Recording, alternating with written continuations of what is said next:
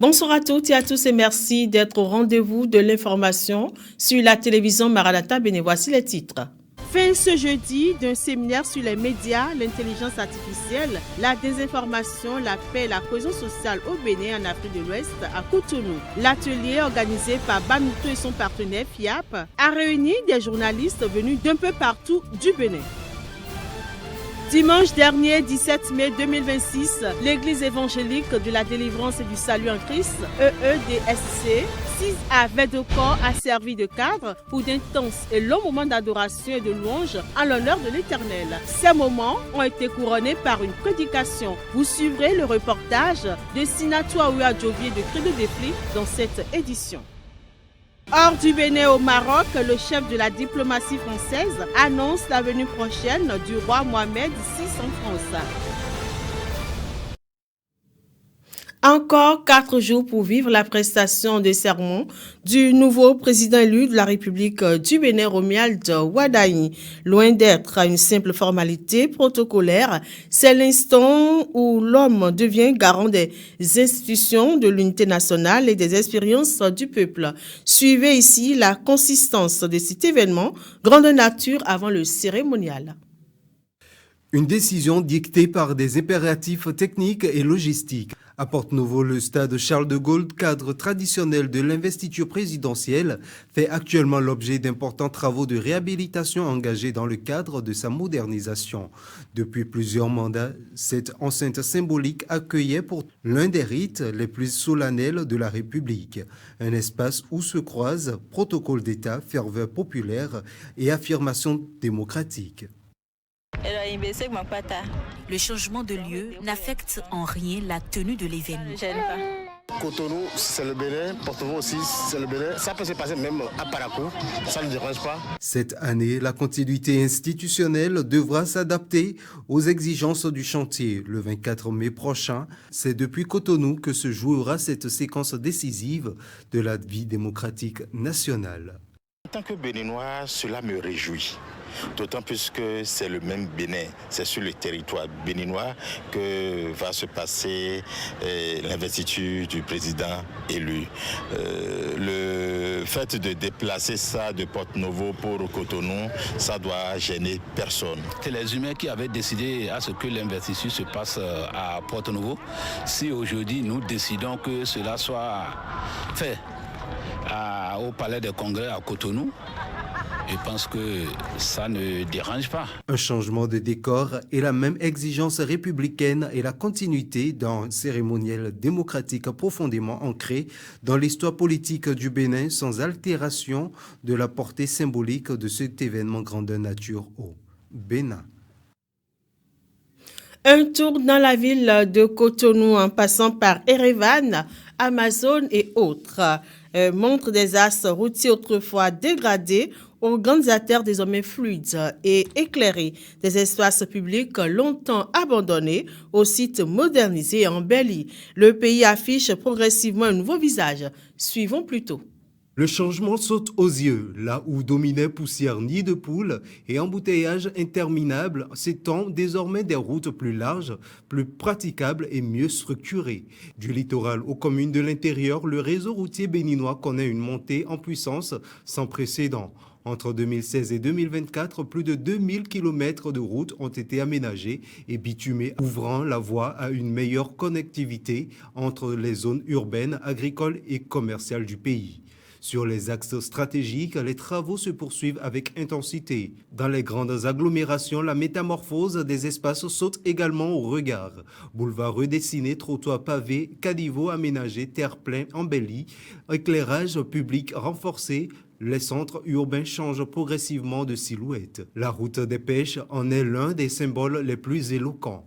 Ce axe touristique majeur fait désormais l'objet d'un encadrement urbanistique strict destiné à harmoniser les constructions, préserver le paysage et faire de cette façade côtière un véritable espace moderne de référence. Un pays qui organise ses espaces, un pays qui réhabilite son image, un pays qui prépare ses villes et ses routes aux exigences de demain, cette métamorphose progressive traduit une volonté claire, faire de l'infrastructure un levier direct du développement, d'attractivité et de compétitivité nationale. Et partout où passent les chantiers, c'est une même impression qui demeure, celle d'un Bénin qui se construit autrement, plus moderne, plus accessible et plus ambitieux. Fin ce jour de l'atelier de renforcement de capacité à l'endroit des journalistes organisé par le groupe Banuto et son partenaire FIAP. L'atelier s'est déroulé à Cotonou et a été intitulé « Séminaire sur les médias, l'intelligence artificielle, la désinformation, la paix, la cohésion sociale au Bénin et en Afrique de l'Ouest ». Le gérant du groupe Banuto, parle de l'objectif du dit atelier. Le séminaire a lieu dans le cadre du projet soutien de l'Union européenne à la CEDEAO en matière de paix, de sécurité et de gouvernance, donc le volet Bénin. L'objectif justement c'est de renforcer les capacités des professionnels des médias. Donc l'objectif de ce séminaire en particulier c'est de renforcer les capacités des professionnels des médias, journalistes, techniciens, animateurs, en matière de lutte contre la désinformation, de cohésion sociale, de paix et de lutte contre les discours de haine. Nous avons mobilisé 35 journalistes, des médias en ligne, des radios, des médias en ligne, des radios, de la télé et de la presse écrite qui sont venus d'un peu partout du Bénin, donc des différentes régions du Bénin, et rassemblés ici à Cotonou pour 3 jours de séminaire. La communication inaugurale a été faite par Dr Espedi Ologou, politologue, expert en gouvernance, sécurité et médias. Plusieurs autres communications étaient également faites au cours de la première journée. Retour sur les communications qui ont marqué la première journée de cet atelier. Cette première journée est justement la journée de démarrage. Nous avons commencé, en termes de communication prévue, il y a la communication inaugurale, la communication inaugurale qui campe un peu le décor sur le rôle et les responsabilités des journalistes dans un contexte ouest-africain marqué par la désinformation, les tensions géopolitiques et les crises sécuritaires. Donc après cela, il y aura une autre communication sur le journalisme de paix qui nous permettra justement de mettre le curseur sur le rôle et la responsabilité des médias. On va identifier les défis et après on va discuter sur comment est-ce que les journalistes peuvent relever ces défis-là, à continuer à renforcer leur responsabilité sociale. Donc il y aura une communication sur le journalisme de paix qui permettra de donner des outils aux journalistes, des éléments aux journalistes sur les principes et les méthodes pour pratiquer le journalisme de paix. Après cela, nous avons prévu également pour cette première journée une communication qui nous permettra de faire un peu une anatomie générale de la désinformation en Afrique de l'Ouest.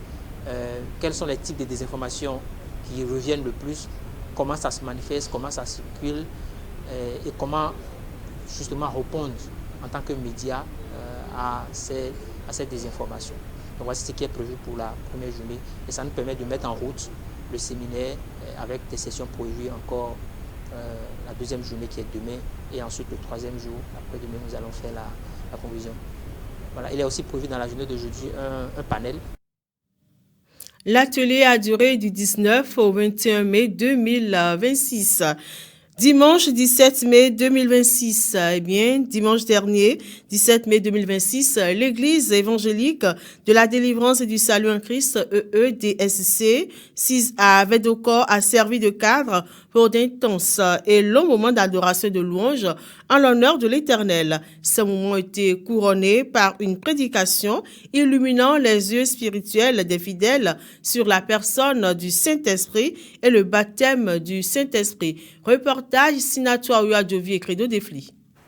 Dans le psaume 150, au verset 6, il est écrit que tous ceux qui respirent louent l'Éternel, louez l'Éternel. C'est fort de ce commandement que le culte a été spécial ici, ce jour. Le groupe musical, la chorale classique des jeunes et la chorale classique des adultes, préparés pour la circonstance, ont conduit le peuple de Dieu dans de précieux moments d'éloges musicaux adressés au Très-Haut pour le faire siéger dans son assemblée.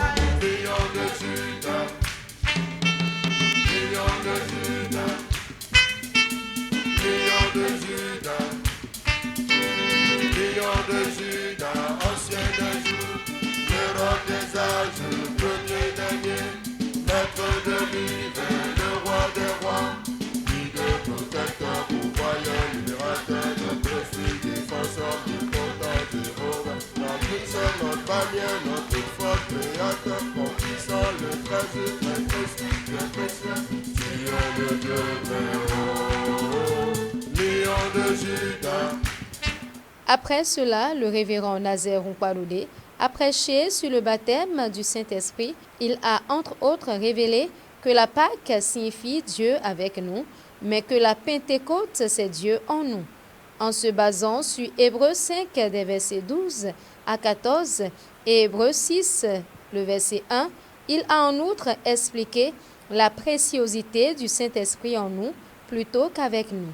Vous recevrez une puissance, le Saint-Esprit survenant sur vous, et vous serez mes témoins, mes producteurs de preuves. Vous irez n'importe où, vous allez prouver que Jésus est réel, que Jésus est vivant, que Jésus est puissant, que Jésus est le même hier, le même aujourd'hui. Où sommes-nous? Fils de Dieu, fille de Dieu, égaux avec Jésus. Parce que Jésus est fils de Dieu, nous sommes fils de Dieu, filles de Dieu. Nous devons le prouver. Prouve sont tes œuvres. Qu'est-ce que le Saint-Esprit est en train de faire? Quel mort est en train d'être ressuscité? Quel malade est en train d'être miraculeusement guéri? Pendant que les brebis de cette bergerie soupirent après le Saint-Esprit, le rendez-vous est pris le mois prochain à l'EDSC Vedoko pour un autre long et profond moment de louange et d'adoration dominicale.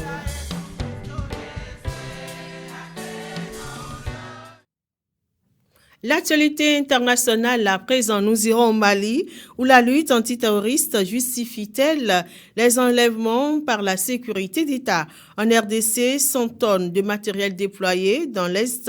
L'OMS parle d'un risque régional élevé. Et puis au Maroc, le chef de la diplomatie française annonce la venue prochaine du roi Mohamed VI en France. L'actualité internationale, c'est avec Némi Dera. Au Mali, cela fait presque 3 semaines que l'on est sans nouvelles de l'avocat et l'homme politique Maître Montanga Tall. Après lui, d'autres défenseurs de la démocratie et proches d'opposants en exil ont été enlevés par des hommes armés et cagoulés, un mode opératoire classique de la sécurité d'État. Tous détenus dans les lieux inconnus en dehors de toute procédure légale. Le fils de Montanga Tall et des militaires et des responsables d'écoles coraniques ont aussi disparu. Aucune information officielle n'a été donnée par les autorités à leur sujet. Le 1er mai, la justice militaire avait indiqué qu'elle enquêtait sur des personnalités soupçonnées de complicité dans les attaques du 25 avril menées par les djihadistes du JNIM et les rebelles du FLA. De nombreux observateurs estiment que le régime utilise le prétexte des attaques du 25 avril. Les multiples enlèvements survenus depuis 3 semaines n'ont fait l'objet d'aucune déclaration de la part des autorités de transition. La riposte s'organise face à l'Ebola qui touche depuis plusieurs jours plusieurs zones de l'Est de la République démocratique du Congo. L'épicentre se trouve à Ituri et à Bunia et dans plusieurs centres de santé de cette province. À Kinshasa, un conseil des ministres extraordinaire a été convoqué ce mercredi 20 mai. Et dans les zones touchées, du matériel et des équipes sont déjà arrivés. Dans la province de l'Ituri, les autorités appellent au respect des gestes barrières, se laver les mains régulièrement, ne pas toucher les malades ni les morts et surtout éviter de propager des rumeurs. Si les écoles et les marchés restent ouverts, des contrôles ont été installés comme des prises de température par exemple.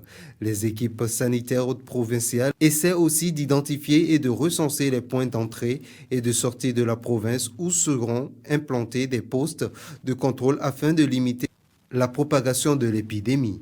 L'OMS a tenu une conférence de presse ce mercredi matin où elle a estimé le risque épidémique élevé au niveau national, régional et au niveau mondial. Le roi du Maroc, Mohamed VI, se rendra en France prochainement pour une visite d'État. Le ministre français des Affaires étrangères, Jean-Noël Barrot, a pu s'entretenir ce mercredi 20 mai 2026 avec son homologue marocain Nasser Bourita dans le cadre de sa venue au Maroc pour participer à la deuxième conférence ministérielle sur le maintien de la paix en environnement francophone. Une occasion de réaffirmer les bonnes relations entretenues dans les deux pays. Le déplacement de Mohamed VI, dont la date n'est pas encore communiquée, se distinguera par un événement particulier, le traité marocain-français qui constituera un événement politique et juridique, a complété le ministre marocain des Affaires étrangères. La signature de ce traité bilatéral de premier ordre, le Premier ministre avec un pays non européen pour la France devra poser le cadre de la relation franco-marocaine pour les décennies qui viennent. Une autre annonce a été faite par le chef de la diplomatie française, celle de la tenue en juillet prochain à Rabat du 15e séminaire intergouvernemental afin de faire un point d'étape sur la coopération des administrations des deux pays. Une haute commission sera donc présidée par les deux premiers ministres selon Nasser Bourita. C'est tout pour cette édition, mesdames et messieurs. Merci pour votre attention. On se retrouve demain à la même heure. Que Dieu nous garde.